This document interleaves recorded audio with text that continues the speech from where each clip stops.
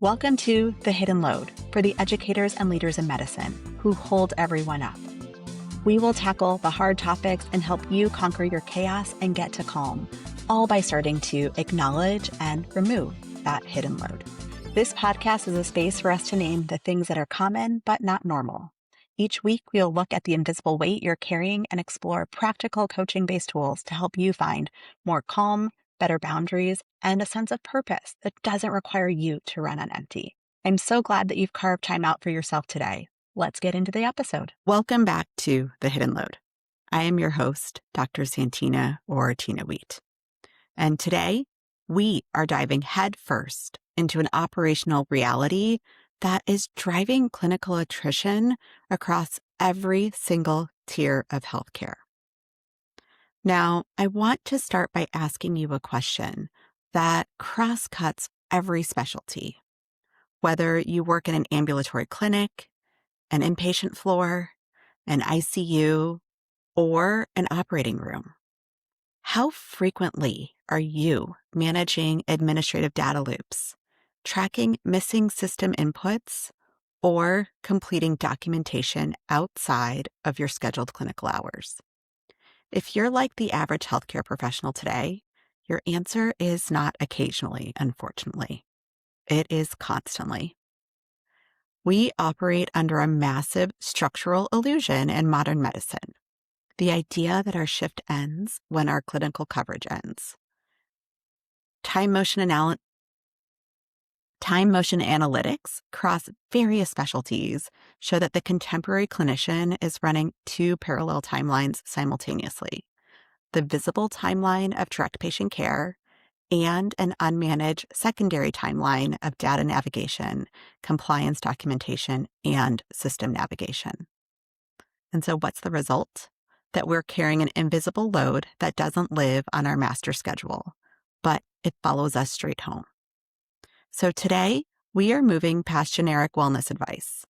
We aren't going to talk about breathing exercises or taking a vacation, even though I really do believe in those things. But today, we are going to conduct a cold clinical autopsy on the structural traps that keep us exhausted, specifically the biological reality of pajama time, the heavy cost of the context switching tax, and why breaking these patterns is a profound responsibility that we owe to the teams we lead and also the learners that we teach. Let's start by defining our metrics, because you cannot fix what you do not measure. In operational healthcare design, there is a specific metric known as pajama time. It was originally coined to track those after-hours electronic health record activities in ambulatory settings, and it has evolved into a universal concept. It represents any uncompensated cognitive labor that occurs outside of your designated shift or service hours, whether that is logging in from your couch to finish an operative note, reviewing inpatient telemetry trends from home, or catching up on institutional emails at midnight. The pajama time is not a sign of high productivity. Unfortunately, it's a sign of systemic failure. It's uncompensated cognitive labor that directly strips out the essential decompression windows that your brain requires for baseline neurologic recovery. And then there is the cognitive context switching tax. Data shows that the modern healthcare provider shifts their operational focus approximately every 2 minutes during an active clinical duty. Think about a typical day, regardless of your specialty. If you're an inpatient attending, you're trying to conduct a thoughtful multidisciplinary teaching round. You get interrupted by a page about a telemetry drop. You pivot to answer a phone call from radiology about a critical finding, and you are immediately flagged by a case manager about a discharge barrier. If you're a surgeon, you step out of the OR from a complex case and are immediately handed 3 prescription authorization forms to sign while trying to review that next patient's pre-op labs. This high-frequency shifting creates what psychologists call attention residue. When you jump from task to task every 120 seconds, a piece of your cognitive bandwidth stays stuck on the previous problem. And so your brain never fully arrives in the room with the next patient, the next student, or the next administrative challenge. By midday, you aren't physically broken, but your prefrontal cortex is completely bankrupt from the accumulated tax of 1,000 micro interruptions. I want you to let that sink in. You aren't exhausted because you lack stamina. You are exhausted because your brain is playing a context switching tax every 2 minutes of your working life. So, why do we let this happen? Why do we allow these boundaries to erode so predictably? It goes back to our conditioning and medical training. From day one of school and residency, medical culture institutionalizes behavioral patterns that set us up for long-term boundary failure. We are taught to conflate total personal self-sacrifice with clinical excellence. We are conditioned to believe that setting up a professional boundary is synonymous with a lack of dedication or a lack of care. This conditioning forces us straight into the overfunctioning trap.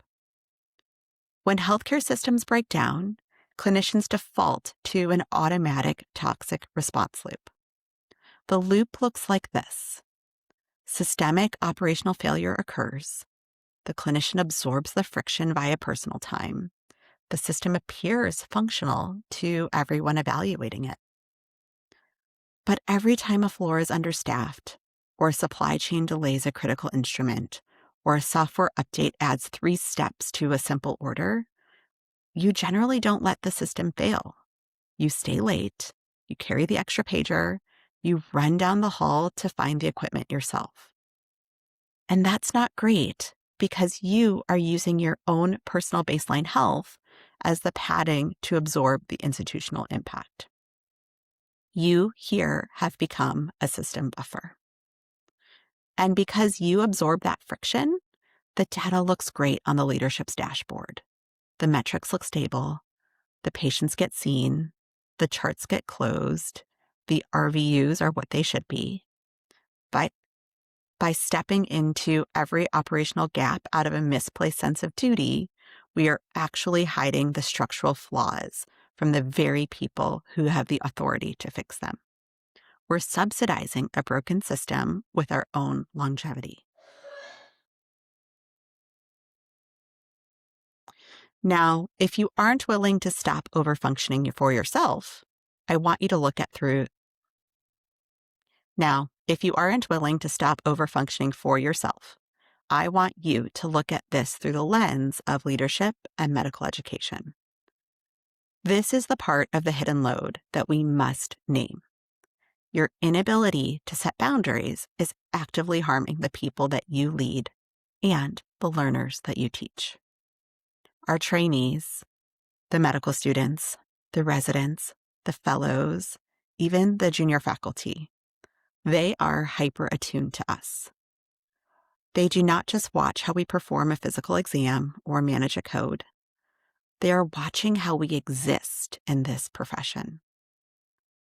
If you're a program director, a chief, a senior attending who is constantly a system buffer, someone who normalized working until midnight, who answers emails instantly at 2 a.m., and who is clearly white-knuckling their career, then you are setting the cultural ceiling for your department. Inadvertently, you are teaching your learners that to be successful and a competent physician, they must also sacrifice their humanity. When you refuse to set operational boundaries, you create an environment of fear-based perfectionism. Your residents will begin to hide their mistakes because they think they have to be flawless robots to survive your standard. Your junior faculty will look at your leadership role and say, "No, thank you. I don't want that life." And you are effectively killing the pipeline of future leaders. Setting boundaries isn't a selfish wellness act. And don't get me wrong, wellness acts aren't selfish. but it's a fundamental act of psychological safety for your entire team.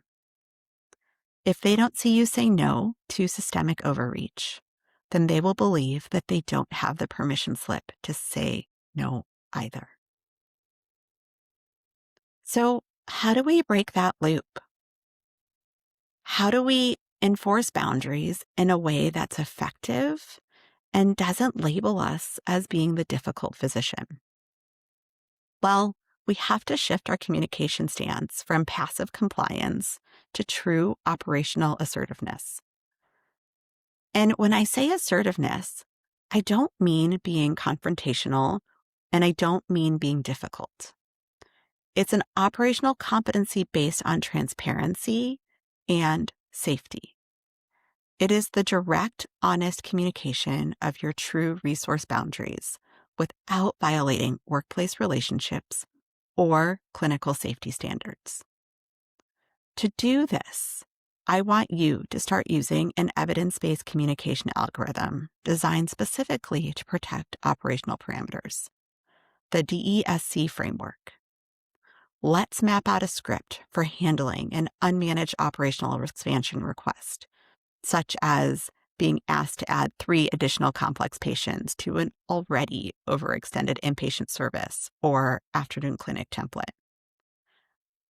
So remember, DESC. D is describe the facts. E is express the impact. S is specify the target route. And C is outline the positive consequences. So D, describe the facts.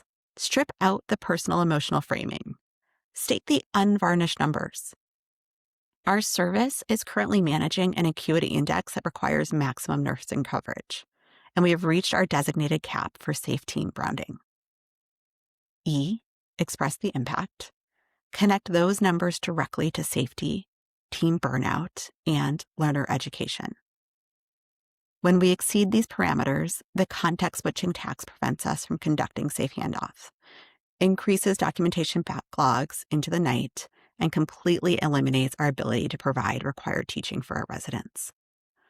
Now, I would say whatever the impact is, and it'll be multiple, it's important to remember who you are talking to when you decide which aspect of the impact you're going to share. Moving on to S, specify the target route. Propose an explicit, immediately actionable alternative or CAP. I need us to activate our secondary cross-coverage system, or I need us to hold further admissions until our morning discharges are completed. And then C, outline the positive consequences. State how this adjustment directly benefits the institution's safety metrics so that our team can preserve appropriate diagnostic safety thresholds and prevent charting errors that delay hospital discharge metrics. It's important to demonstrate that you're not only thinking about yourself, but you're thinking about the needs of the organization or institution as well. When you integrate this into a single statement, you shift the conversation from a personal complaint to an objective, safety-centered leadership directive.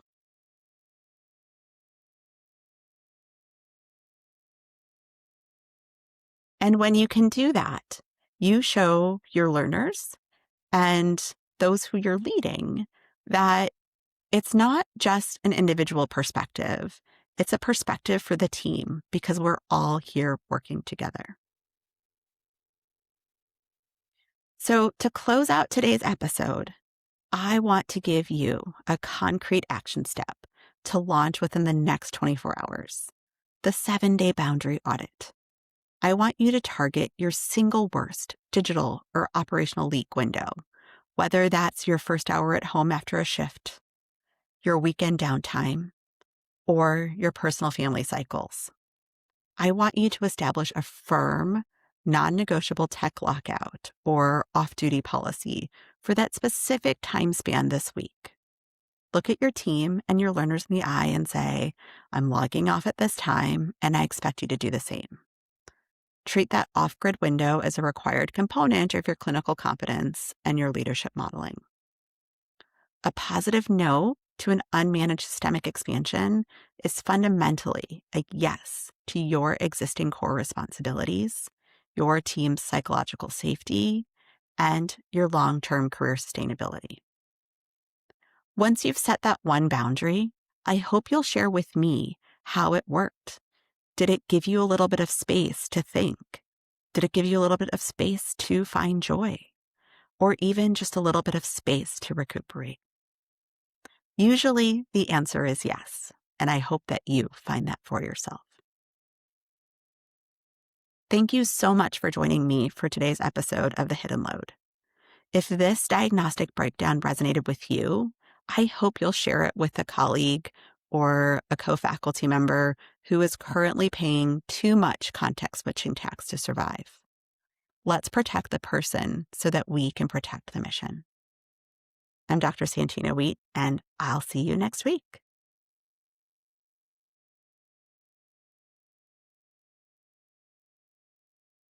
Thank you for listening to The Hidden Load. If today's conversation spoke to you, I would love for you to share it with a colleague who might need to hear it too. It's one of the simplest ways we can start shifting the culture of medicine together. And remember, your time spent reflecting here matters. You can earn free CME or CE credits for listening to today's episode through the Pinnacle app. You'll find that link in the show notes. If you are looking for one-on-one coaching support or want to dive deeper into the resources we discussed today, let's connect. You can find information on how to reach me in the show notes. And don't forget to hit subscribe so that you never miss an episode. And leave me a rating so that others can find me too. And take care of yourself because you deserve to be held up too. And I'll see you next time.